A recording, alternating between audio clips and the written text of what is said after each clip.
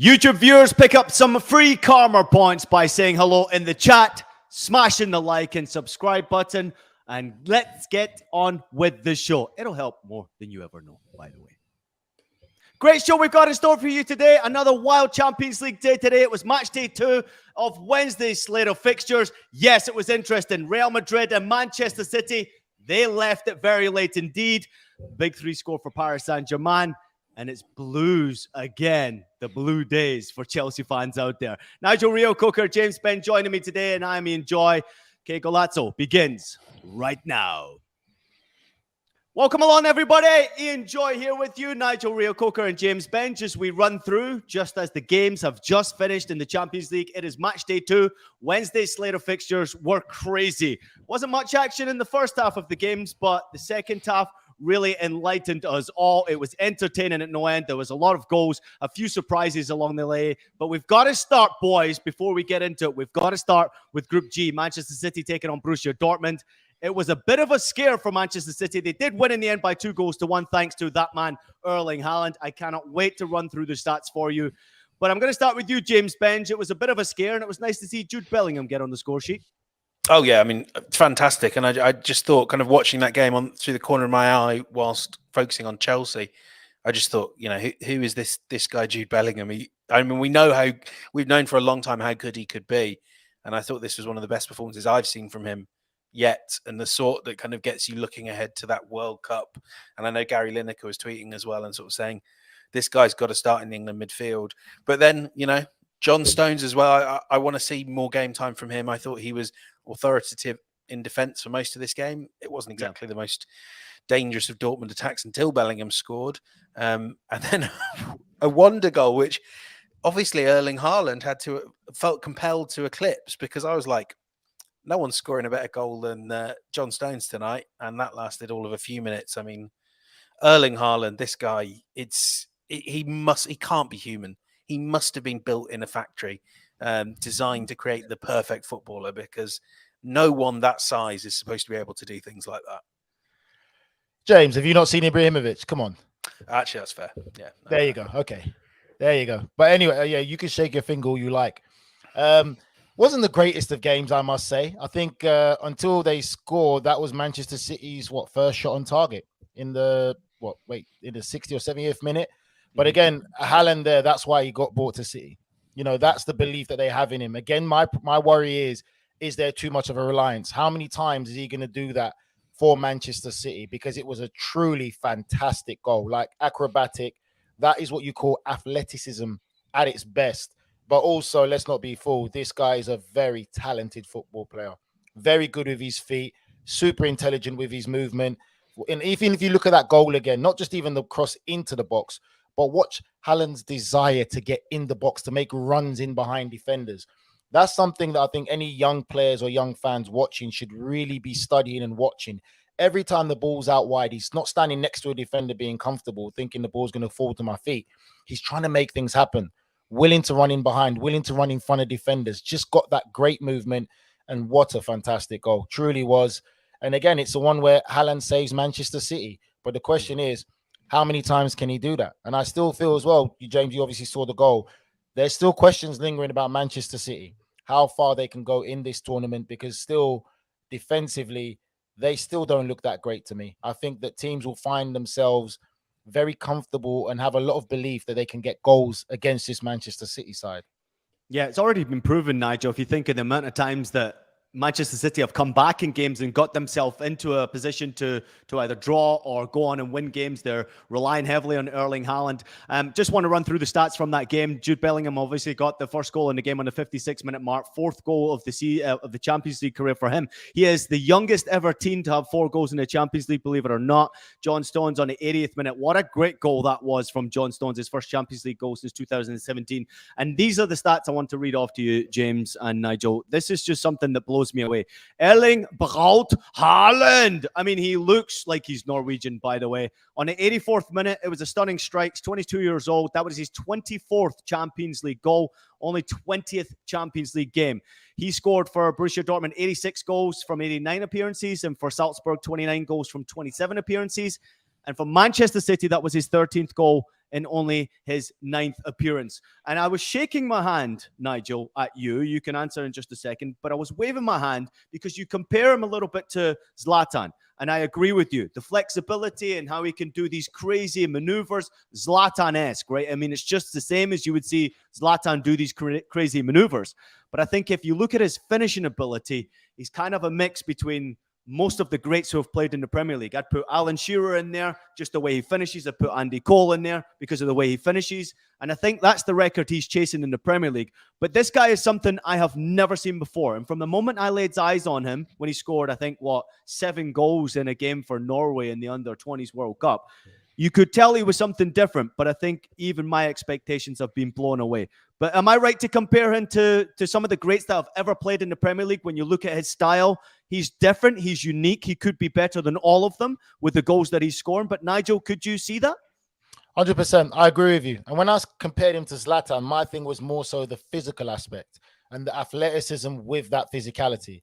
You know, we've seen other players that are in that 6 foot plus height range, and most of the time they've just been used as target men in their career. Hold the ball up, bring everyone else into play, not the best with the ball at their feet. But no, this guy is gifted. And I agree to you in the sense of he's a natural born finisher. He is definitely a cut of the Shearers, the Andy Coles, the Van Nistelrooys even. He knows where the goal is. He doesn't need to look up. Once the ball's at his feet around that box, he knows exactly where to put it. So for me, it was only the physical aspect that I was going to compare to Zlatan and athleticism. But for me, I think he's more lethal, more dangerous than Zlatan Ibrahimovic. And that's saying a lot. One of the things that really intrigues me, kind of looking at some of the stats, and I don't know what your guys' view is on things like expected goals, but the difference between what a ordinary average player would be doing with the chances Haaland has got and what Haaland has done, and actually even what a sort of Messi or a Son, you know, the players that we say are the best finishers in the world, it is, you know, it's utterly remarkable. I'm just kind of looking at the numbers here, and by all means discount expected goals, but 65.7 expected goals in Bundesliga, Premier League and Champions League. He scored 86 goals. That's 25%, 26% more. He's scoring, you know, if an average player is scoring 4 goals with the chances he gets, he's scoring 5. Even Messi is 10% better. You know, Son is 8% better. I don't understand if that's actually possible. You know, this is, you know, when we talk about greatest players, greatest strikers ever, even they don't do that. So I think kind of statistically, we probably can't expect this. This is like magic. We probably can't expect it to keep going. But even if he drops off, just on the numbers and the stats, if he were to drop off, he's still one of the greatest strikers the world has sort of seen on current trend. And that's mad.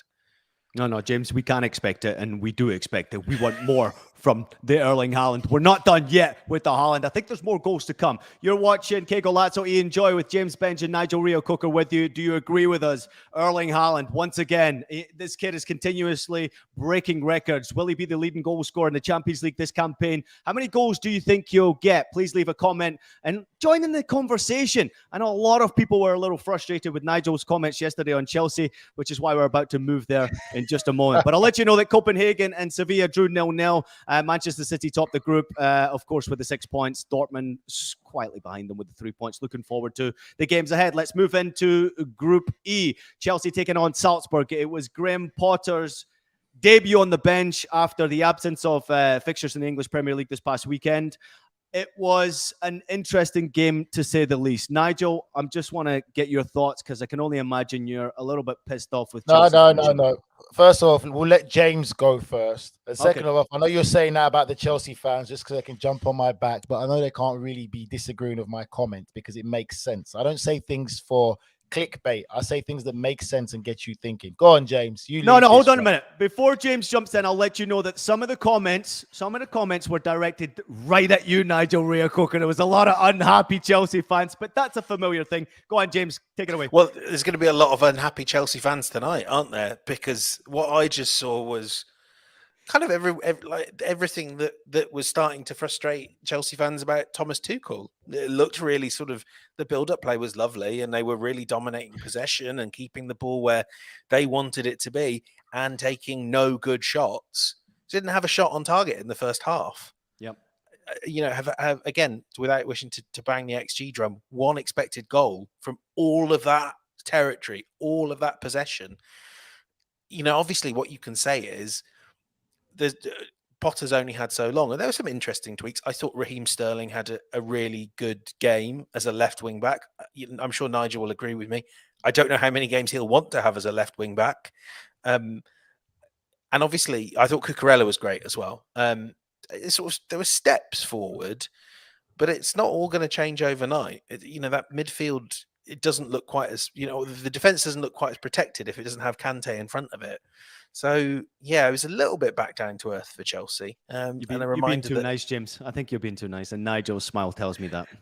Yeah, being way too nice. But go on, James. No. I want to hear what Nigel has to say, because no one normally. Listen, you're being very nice. It was absolutely boring, and I think for me, yes, Graham Potter's just gone in there, but let's be realistic about football. Squad for squad, you look at that Chelsea squad against Salzburg squad. They're expected to win that game, and I don't know if you heard it, but for me, at the end of the game, there was a little bit of moans and groans coming from the fans already. Yep. They don't care if that's Graham Potter's first game. You have a talented squad of top-class players. You're expected to win that game. Chelsea cannot look at themselves to say they're in the same level to compete against the Man Cities, the Bayern Munichs and Barcelonas where they want to be when they can't beat Salzburg in the Champions League. And it was a very dry, boring game. Yes, he's trying to create his identity of how he wants to play. But for me, there was no creativity. There was no real individuality of something's going to happen. As you said, it was great, beautiful build-up with no end product. I personally agree with you, James. I don't see Raheem Sterling in the long term wanting to play that wing-back role. And remember, this was just Champions League today. When they go back to domestic league form, they're going to have a lot more problems, a lot more high-quality players they'll be facing, and a lot more physicality where they'll be able to get through that. I don't think Thiago playing in the back three by himself at his age is a wise idea. They're humming and moaning and groaning about giving Kante a new deal, where for me, that makes no sense, where he wants a longer-term deal, but they're reluctant to give it to him. But they give Aubameyang a long-term deal. Aubameyang a signing that you signed for a manager that you sacked. Who says Graham Potter wants to work with Aubameyang? He looked really. I thought he looked really poor tonight. Off the pace. Just tonight. Bro, you looked quicker. And this is my point about how all of this thing that's happening with Chelsea, when you don't know football and you just dive in and start making decisions and listening to people here, there, and everywhere, thinking you can reinvent the wheel, it does not work. For me right now, until the other subject gets touched upon, he needs to worry about running a football club that's going to compete and win things instead of thinking about an all-star game in a multi-club system. Because for me, it's not going to be long till Chelsea fans turn on Graham Potter and on Todd Boehly, the ownership, if they keep seeing performances like that. All right, let me recap. Chelsea All-Stars 1, Salzburg All-Stars 1. Raheem Sterling scored in the 48th minute, his 158th career goal. Pretty incredible statistics in the Champions League as well. 25 goals, 21 assists from 75 appearances in the Champions League. Raheem Sterling, once again, getting the score sheet. Nice to see. But Noah Okafor, the Swiss international, 6 goals in his last 7 games. Lovely assist from Adamu.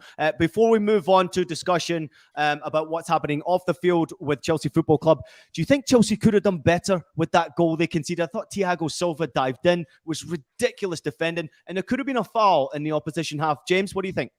Yeah, I mean, well, I have to say, with things like that, you're clearly on the ropes the minute the ball breaks to Salzburg down that flank. Someone foul someone? Like, you guys know better than me, but I mean, if I was in your position, if I could reach the players that are running away from me, I'd just kick one of them, because it's obvious that there's a lot of danger there. So just foul. City James, so good at that. Stop being so humble, James. You're very knowledgeable. You know, the main factor on that one for me is Thiago Silva should have won the tackle. He should have definitely won that tackle. And then even when that didn't happen, Azpilicueta in the back post, you can see the movement of the striker. Space doesn't score. He needs to go tighter to the player, because that was the only one in the box. But he kind of stays off him and lets him run in front of him. And that's why he's able to get the touch and the pass, the side foot touch to basically put it into the back of the net. But in those situations there, you need to get tight, because when you're feeling that player, when you're close to that player, that's when you can compete and stop, because there's no one else in the box. And he tried to run into the space. Space don't score. It's the players. Yeah, great point right there, Nigel. And you also made a great comment, and I'm never going to forget that one there. You just said that James Benge is very knowledgeable. Now I want to open up We'll to the see about subject that. of an article that James Benge wrote on CBS. Apart from this part. Sports.com. Apart from this part. I said knowledgeable. Didn't say James, wise. James, I'm just going to open it up to you because you did write the article on CBSSports.com, and the headline was "Why the Premier League All-Star Game is Actually a Great Idea" by Chelsea owner Todd Boehly here. I just want to get your opinion on this one, James, first and foremost, before I know Nigel wants to get in and have a little bit of a dig. Please explain yourself, please. Look, I am just about of the generation that plays FIFA Ultimate Team and watches the Avengers movies and can't think of anything more exciting than the idea of a team up from, if you know, Bukayo Saka teaming up with Raheem Sterling, except in an England shirt. That bores me. I just think it's a lot of fun. I also think from a football media perspective, and you guys will know this in the States with the sports over there, it's a really fun way of driving conversations, but also like celebrating players that have had really good seasons. I know we have the PFA Team of the Year, but that's 11 spots. And nowadays, you know, De Bruyne, Salah, you write in half the players there and you don't get a chance to celebrate what I reckon would be about 40 players a year who could say, I was an all-star. I think that for me is kind of reason alone to do it, even if you don't play the game. Fixture list is the thing everyone points out, but you need to have a conversation about the fixture list anyway. Obviously, Todd Boehly's pitch here was that an all-star game could help money trickle down into the EFL. It could, you know, literally fund the EFL.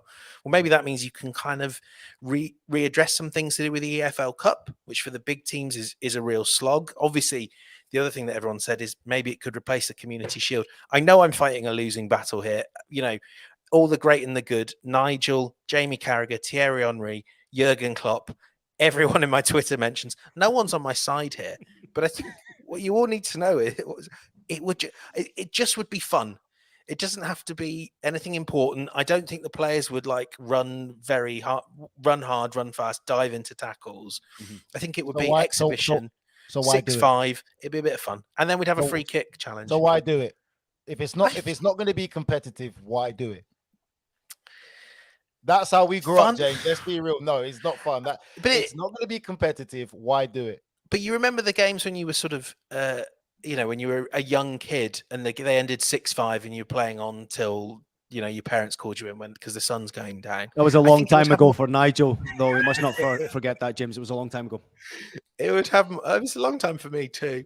It would have a bit more of that atmosphere, I think. And I think, you know, when you watch, like, it's the build-up never quite satisfies the kind of final product, especially when you watch, like, I'm a big NBA guy. When I watch the All-Star game, after a while, you're a bit like, oh God, I've seen enough trick shots and slam dunks. But I think it still is more fun than not. So yeah, let's give it a go. Oh, wait. Hold on, James has said he watches the NBA All-Star game and he gets bored to death of it. And then we're over here, we listen to the analysis, we listen to the sports experts over here talk about, we need to reinvent the All-Star. It's pointless. No one defends. No one does anything. It's just a big show and it's a money grab. The Premier League doesn't need the money. It's the most successful and watched football league in the world. All for me, it's the arrogance of Todd Boehly to come over and say, we should learn from American sports. That is complete arrogance for someone who is the owner of Chelsea and still thinks Salah and De Bruyne are in their academy. That just shows the arrogance of it. Get to know your club and your community first before you start making these bold statements. I don't mind ideas. I'm all for ideas, but respect people's culture. For us, it's about the team we support, the city we're from, the kids that come through the local academy system. They become local heroes, the heroes we idolize. We don't need this whole Hollywood celebrity all-star game because it's going to turn, like you just said, James, it's going to be a popularity contest. But I do think the culture that we all share, where we grew up supporting a team, you see signs nowadays that is changing, that Messi and Ronaldo have changed that, and that Haaland and Mbappe will change that. And I think to an extent, we all... I'll have to disagree with you on that, James. I don't think so. I think more so it's because maybe there's more nationalities coming to live in England that people don't realize. But the real British people, they pick their team and they stick with it. True.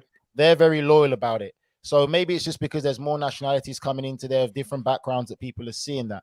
But for me, again, I personally just don't think it's a good idea. I think it's an absolute joke.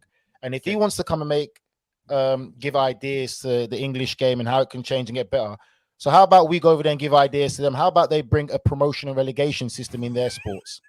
Yeah. How about we give them that? Because then next thing you know, the next step is going to be, we need to do a wage cap, and there's going to be no transfer fees. Now we're going to start trading players. Then there's going to be a luxury tax. No, football doesn't work like that. And I've said it before. He needs to concentrate on making Chelsea successful, because after that performance today, the press and the media are going to be on him about making Chelsea successful, because he's already embarrassing himself as an owner, where people who know the game, who study the game, and whether they're journalists or ex-players, they can identify whether a club is well-structured or well-run. You look at the transfer window they've just had, the period that they've just had right now, it's embarrassing.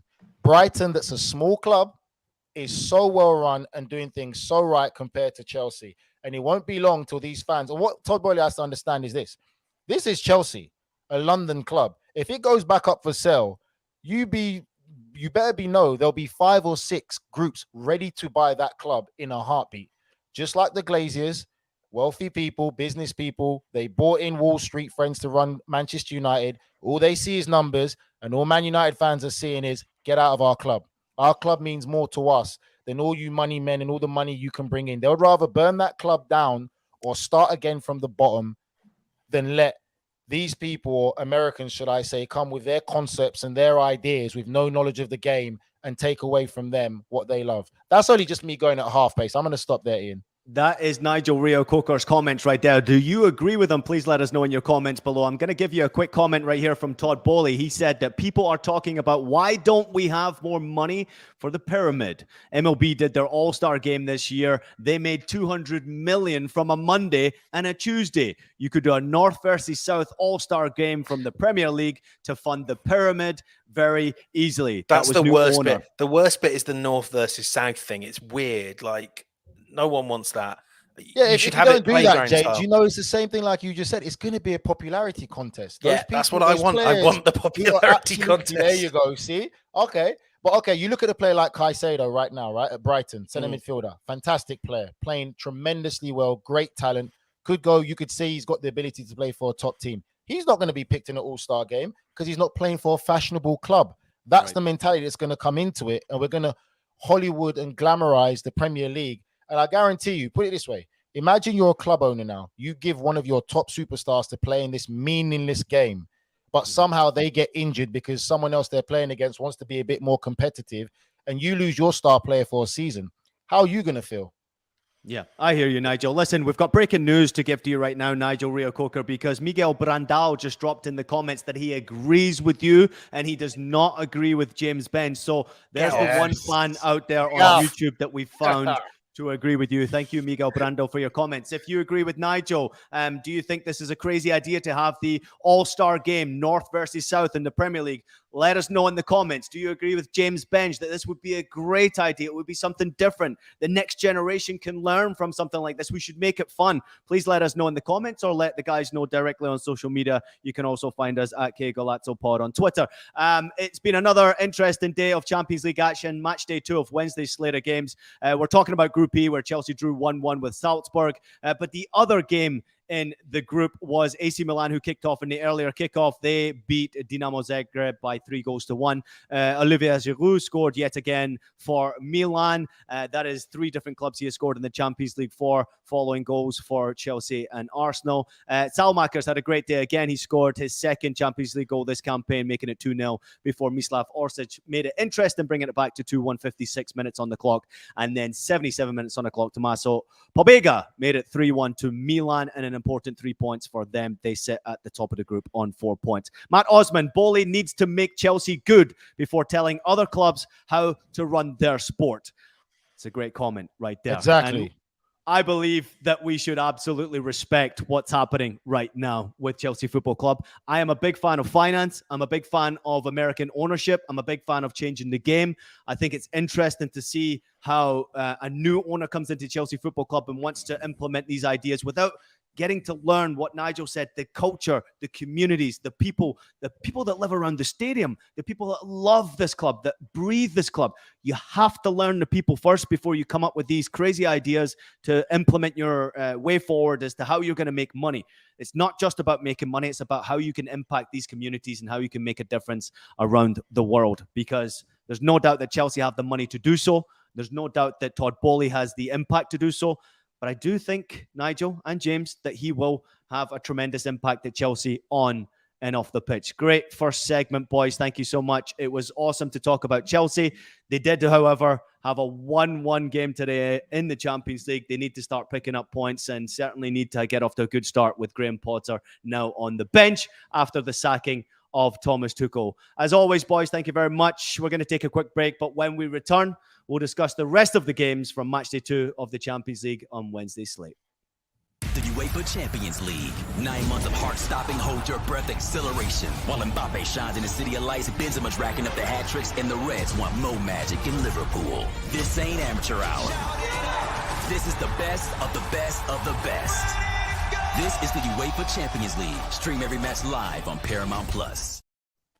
Oh, welcome back, everybody. Please don't forget that CBS Sports is your home for the 2022-23 UEFA Champions League, UEFA Europa League, and UEFA Europa Conference group stages, with Paramount Plus streaming every match live. And to complement the best club competitions in the world, Paramount Plus also boasts a wealth of premium soccer documentaries, including Destination Paris, which premieres exclusively in the USA and follows journalist Guillaume Balaguer's path through Europe for the 2021-22 UEFA Champions League season, culminating with the final in Paris. Balaguer's travels detail Ukrainian club Shakhtar Donetsk's experiences and ongoing war. Check out Destination Paris and the entire Champions League season on Paramount Plus. Welcome back into Qué Golazo. Ian Joy with James Benj and Nigel Rio Cocker with you. And I will say this, Guillaume Balaguer, we talked about Destination Paris. He was in Israel today to watch the game between PSG and Maccabi Haifa. And before we get to the big talking point, which in my opinion is Juventus against Benfica, we much touched upon the fact that PSG had a convincing victory. Messi, Kylian Mbappe and Neymar all on the score sheet today. Nigel? Don't know what you want me to say, mate. It's what you expect. I think I expected PSG to win. They made it harder than it needed to be. Again, questions are there. And I think that's the one thing that I like about this Champions League so far, what we're seeing.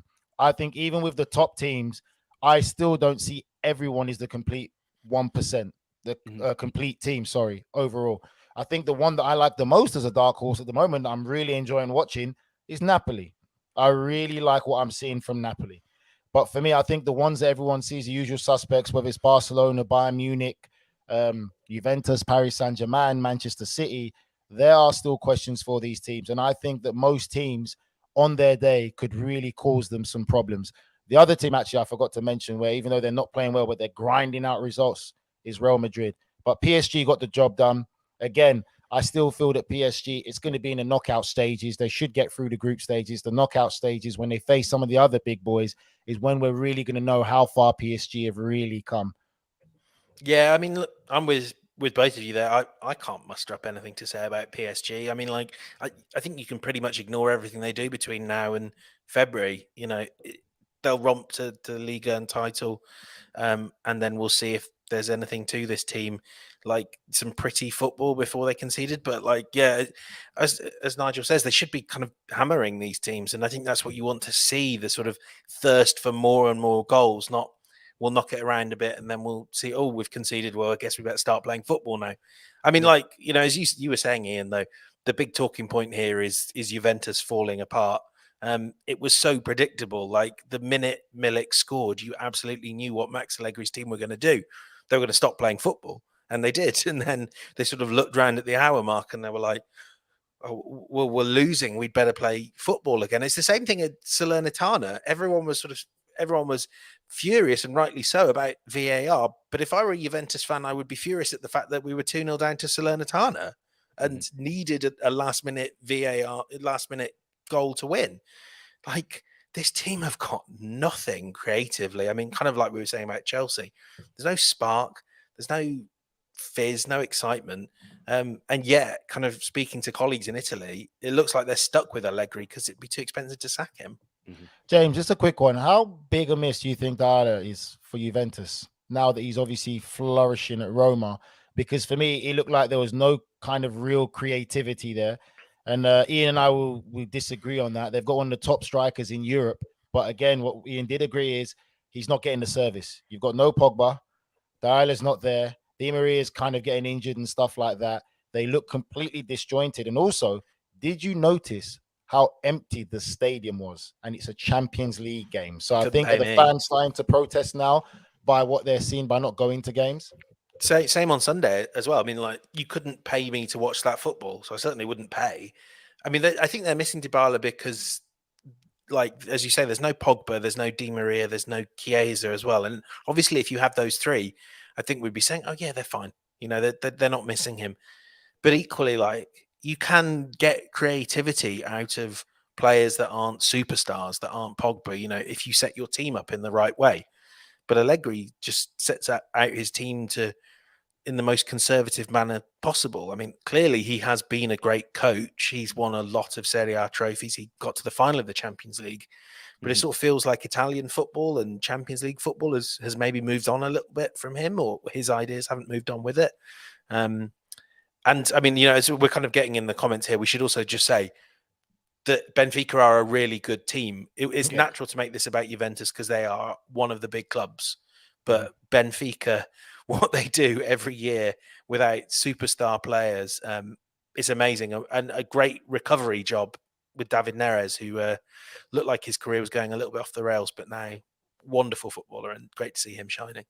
Yeah, just a reminder, in Group H, Juventus went down by 2-1 to Benfica today. Milik opened to score and to make it 1-0 for Juventus on the 4th minute, his third goal of the season. 1-1 it was just ahead of halftime. João Maria on the penalty spot, 5 goals in his last 5 games for him. Before in the 55th minute, as James just mentioned there, David Neres, his 4th goal of the season since his switch from Shakhtar Donetsk. It seems that everybody's been leaving Shakhtar for obvious reasons, and David Neres has certainly found a home at Benfica. They now sit at the top of the group with 6 points next to Paris Saint-Germain. Juventus are in trouble. There's no doubt about it. Nigel, I just want to touch upon the fact that, yes, there's a ton of injuries you have to deal with Juventus Football Club right now. And you've mentioned some departures, big departures. Dybala, you could see the tears when he left the club and blah, blah, blah. But it's about business decisions for Juve, and it's about business decisions here, as James just mentioned, about potentially keeping Allegri. Right now, there's no way in history that a coach could start 0-2 in the Champions League and still keep their coach, especially when they're not winning Scudetto every single year in their domestic league. It just wouldn't happen. Juve would make that firing right now. So this is a financial decision if they decide to keep him. I think they actually might get rid of him. I think he's coming to the end of his term there. It's unfortunate what's happened at Juve, but for sure the result today simply not good enough for Juventus. And in the Champions League, it now looks like it's going to be very difficult for them to even make it through. I mean, they do have the advantage now of 2 games against Maccabi Haifa, and those are back-to-back games. But what are your opinion, James, about Juve getting out of this group? Can they still get it done? Is it even possible now? It feels like Barcelona last year, doesn't it, where actually they've got no room at all to make a mistake. And Benfica, if they get, say, a point off PSG, then suddenly they've got loads of wiggle room. So, I mean, obviously, like, they can, but I don't think they will. I personally don't think they will. I think they won't. And I agree with what you just said there, Ian, as well, because for me, I think that they will make that change, because you've got to think about it for the long term as well. The fans are not going to games. So that's not something you're going to want to see as well as Juventus anyway. So right now, if you can make a change, take the financial hit, bring a manager in for the long term and really do a proper rebuild with identifying the right talent, then that's your best option. But if you keep going down this vicious cycle, it's only going to keep going round and round and round and round. And I also think for the people listening, we have to understand football is such a beautiful game. Sometimes some clubs get lazy. They do recruiting, they get the right players in, they get comfortable and complacent, and they sit there for 4 or 5 years on these players. they don't look at the future and the long term. They don't get that balance right of getting the right amount of academy players coming through every year. We've also identifying some of the best young players worldwide where we can get into our system, and also maybe buying some players where we don't have to heavily rely on buying superstars. So when we say this, it's not that clubs are not spending the money, because no, you don't always have to spend the money. This is how we see some of these top players coming from small low league clubs, where just because they're probably more proactive in the scouting element of it and the recruiting element of it, that they're getting these players, because these players are out there.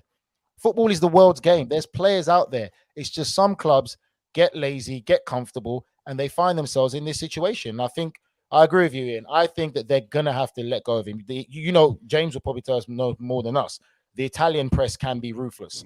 I'm sure that Juventus are going to be getting it in the press tomorrow, and they're going to be very ruthless and honest about what they're witnessing and what's happening at the club right now. You're watching Qué Golazo, Ian Joy, James Benj, and Nigel Reo-Coker with you. Do you agree with Nigel? Do you think it's time for Allegri to go? Do you agree with myself, where I think there's just no other option? Allegri has to go. Or do you agree with James Benj that maybe from what he's hearing from the Italian reporters, maybe financially they have to keep them? Let us know in the comments below. Please make sure you like and subscribe as well. It's awesome to have you with us. Let's move on to Group F. Of course, the game of the day was Celtic's away game to Shakhtar Donetsk, but we'll start with another slowly game that kind of really we were focusing on a little bit. That was Real Madrid's game against RB Leipzig. Very interesting affair. Leipzig made it interesting. Probably should have got themselves, in my opinion, a goal in that first half, Leipzig, but Real Madrid did leave it late. Thanks to goals from Valverde and Asensio, they won by 2-0. Nigel Reo-Coker, good enough for Real Madrid? Good enough. They got the job done. I think there's nothing much you can say. I think what we've seen with Real Madrid so far is they've been quite slow starters in games in the Champions League. But what they're doing is they're still grinding out results. That's a dangerous thing to see in a team. And I think if you look at their run last year to when they even won the Champions League, it was a very similar Real Madrid style of performances. They weren't great in the games, but somehow when it mattered, when that vital moment came, they had the star quality to take advantage of it. And that is what they did. I think Leipzig had some good chances. You finally got to see your two favorites linking up today in the game, Ian. Timo Werner and the young kid's name. Yes, and Cuckoo. They were linking up well, causing problems, but they just couldn't connect it in the end and put it into the back of the net.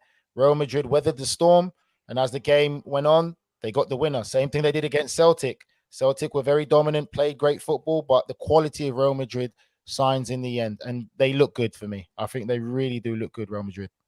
James, good enough? Yeah, very little to add to that, really, other than to just say, I think what's interesting about Madrid is they've played two teams who, like, if not their absolute best performance, I thought Celtic and Leipzig both delivered like really good performances by the standards they'd been at, and Madrid just kind of coped, and they waited, and they waited, they bided their time, and that's kind of what champions do. They just seem so at ease, no tension, and they're doing all this without Benzema largely. It's they look like they're going to be a real problem come the knockout rounds. James, I just wonder with this compact schedule that the Champions League has got right now, that we're seeing these big clubs, these giants, obviously having to rotate. Injuries will happen. Karim Benzema absent today for Real Madrid, but didn't look like they missed much of a beat in that second half. They relied heavily on a lot of the kids to step up, and you're starting to see Vinicius Jr. really grab this game by the scruff of the neck. I mean, a big impact, obviously, on the go-ahead goal. But is this compact schedule in the Champions League and obviously issues with the scheduling for domestic leagues and European competition starting to wear and tear on players, that we're seeing maybe players holding back for 45 minutes and then having to go for 30 minutes and just kind of preserve their energy at some parts in the game? It's interesting you said that. I know this is a very different example, but Shakhtar and Celtic, but especially Shakhtar, looked exhausted. And I think Carlo Ancelotti, I know he's never really managed in a season like this one. No one has, but he knows exactly what he's doing. I mean, our producer Des, I steal this from him. He's just flashed up in the chat. Someone like Asensio, unused sub against Mallorca, didn't play, comes in, scores a cracking goal.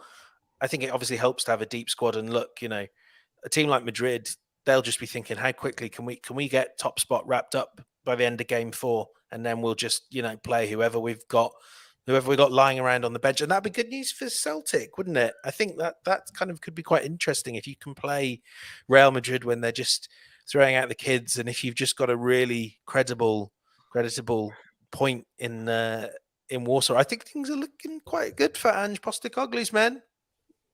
All right, let me just add to this one here. Shakhtar Donetsk 1, Celtic 1. It was the earlier kickoff in the Group F.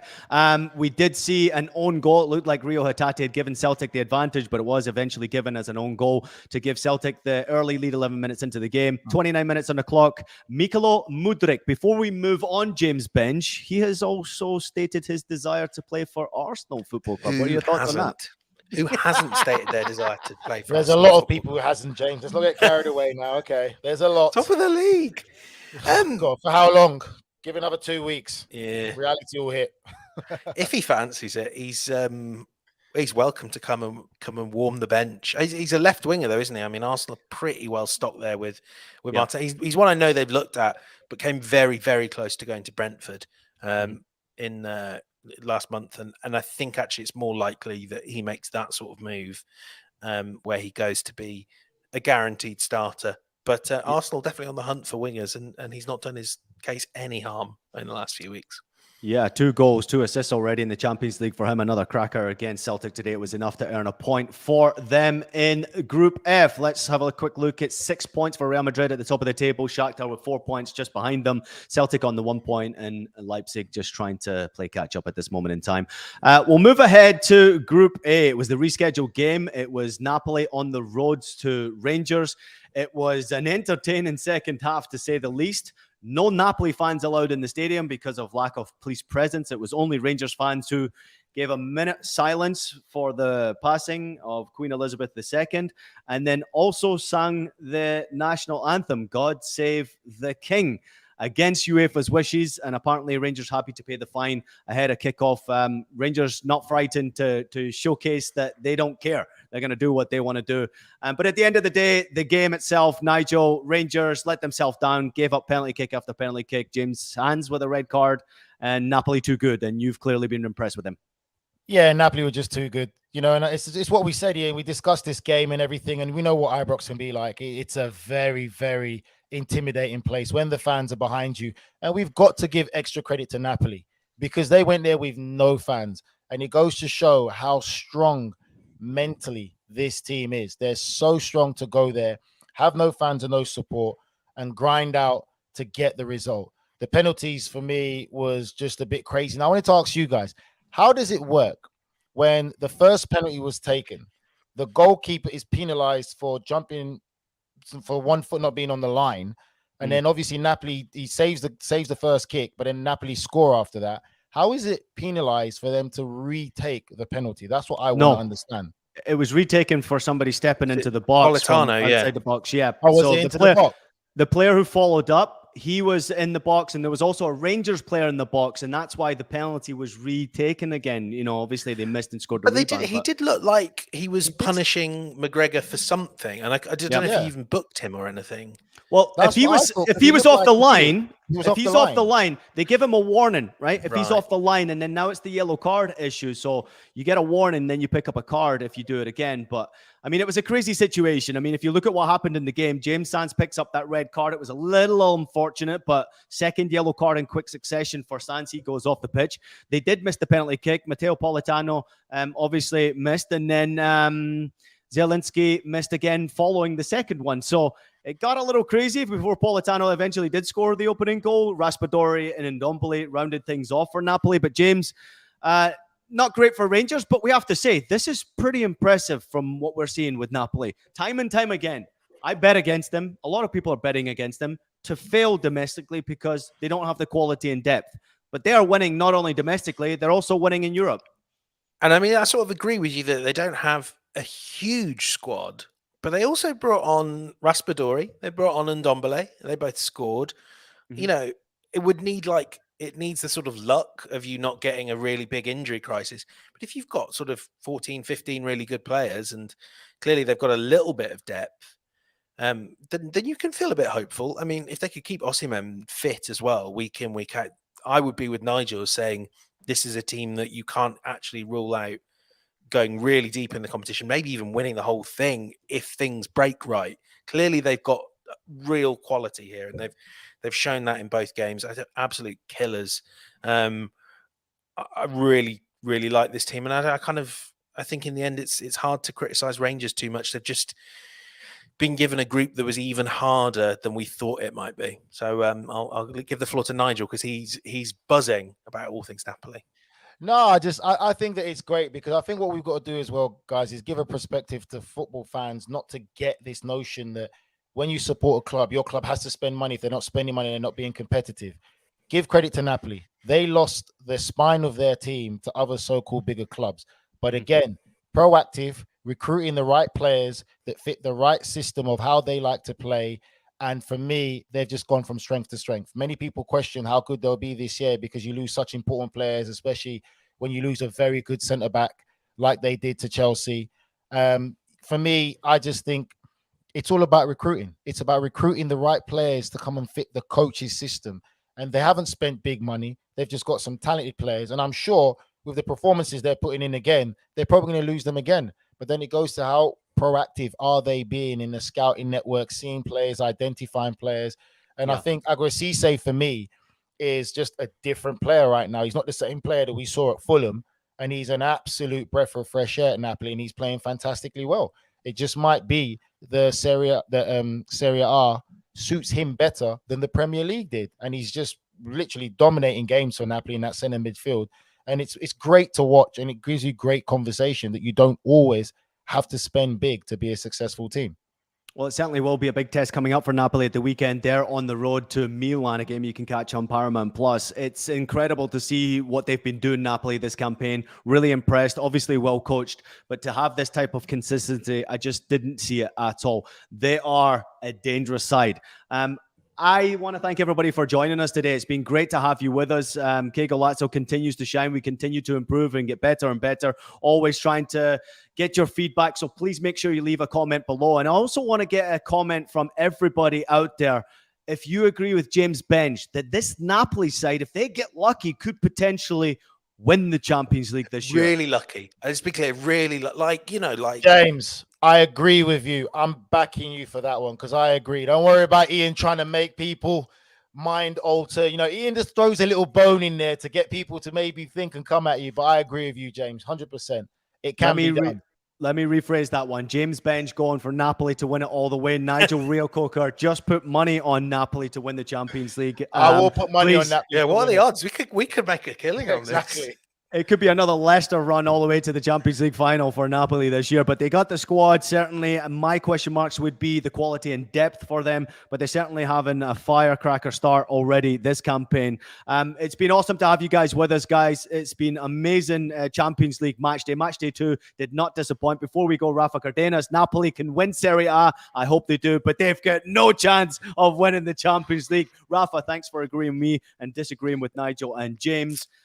But I want to also make sure that everybody knows that Qué Golazo will be back tomorrow. We have a preview of all of Europe's top games coming up this weekend, including a welcome back to the Premier League. James Bench, before I let you go, there's been a bit of rescheduling going on right now in the English Premier League games. A lot of games being cancelled, being moved around. What is your opinion on this? Right? I mean, I'm trying to get my head around it. I'm really annoyed because this has directly affected me and my plans, and that's when there's problems. I was really looking forward to Chelsea Liverpool. I got my plans, done my research, and now I'm going to have to flip to something. I think maybe Brentford Arsenal should be quite fun. So go along to that and see if at least it can't be as bad for Arsenal as it was last season. Nigel, before I let you go, is there a game you're looking forward to this weekend that you maybe got an eye on? I mean, West Ham have got to start getting some points on the board, if I'm not mistaken. Yeah, I'd have to say, I'd be interested to see, I think it's Wolves-Leicester this weekend. And I'll be interested to see Diego Costa, one of the great characters of the Premier League. Maybe if he gets to play a bit of that. And then obviously, Brendan Rodgers is definitely under it still at Leicester. And I think he is a top manager, in my opinion. I think he is one of the better managers that we have produced. And it's just unfortunate right now with what's going on at Leicester. And again, it comes down to the financial fair play. So I'll be interested to see that game. All right, Nigel Reo-Coker, thanks so much for your time and your insight on the Champions League these past 2 match days. James Bench, thank you so much for joining us today. It's always great to see you. Even if you do want to have an all-star game for the north and the south of England, I'd like to see Scotland versus England be coming back to the forefront once again. It's a pleasure to have you guys with us. Thank you so much for joining us. And a big thank you to everyone out there for listening to Qué Golazo. Please make sure you take a minute to leave us a rating and a review on your favorite podcast platform. We are available on Apple Podcast, Spotify, Stitcher, and anywhere else you listen to your podcast. We're also available, unfortunately, for Nigel Reo-Coker on video, so subscribe to us on YouTube as well. Visit YouTube. Nigel Reo-Coker, James Bench, I'm Ian Joy. We'll see you tomorrow for the weekend review.